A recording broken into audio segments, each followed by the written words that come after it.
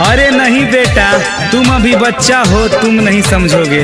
बच्चा नहीं है काका, मौका देकर देखिए। चुप चुप ना तुम्हारे लगो, देखो ने माल बैठल बिया। चल चल तो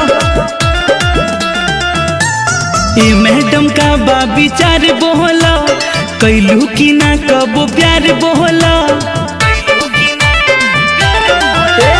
ए मैडम का बा विचार बोला, कैलू की ना कबो प्यार बोला। यदि कैलू ना प्यार केहू बाटे ना यार, अब हमरा से दिलवा लगा लो लगा लो लगा लो। अरे तुम पागल तो नहीं हो?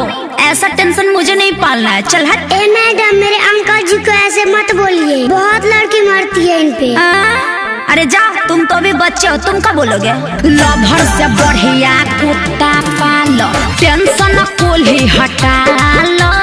लभर से बढ़िया कुत्ता पालो, टेंशन कोल ही हटा लो। लभर से बढ़िया कुत्ता पालो। अब लो, इंसान और जानवर में फर्क नहीं खे इनका। ओए शट अप, गवार कहीं का। ए अंकल, बड़ी बोलत जाओ। और चाप दी का? मुँह संभाल के बोलो, समझा? Mixed by दीपक दिलकश। जानवर है भले करते प्यार है, कम से कम होते वफादार है। अरे भतीजा, हो देख कैसे चुमा लेतिया। तोहर बाबू सोना कुल ही यू है, मुहे लागल बड़ो सोना मुहे। तुम ज्यादा नहीं बोल रहे हो। कहीं ऐसन विचार बोला बाटे तुहार, दिल से अपना भरम निकालो निकालो, चल हट, निकालो। मेरा बाबू है, मेरा छोना है। ए मैडम, ये आपको शॉपिंग कराएगा ना, क्यों? ये आपको सिनेमा दिखाएगा नहीं तो? ये आपको रेस्टोरेंट में खिलाएगा नहीं, तुम कहना क्या चाहते हो? हमारे अंकल जी सब करेंगे, प्यार कर लीजिए ना। अरे चल हट, तुमको नहीं ना समझ में आएगा। काहे?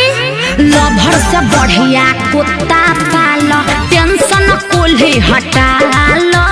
लभर से बढ़िया कुत्ता पालो, टेंशन कुल ही हटा लो। लभर से बढ़िया कुत्ता पालो। अरे समझ रहे हो ना बाबू? क्या बात?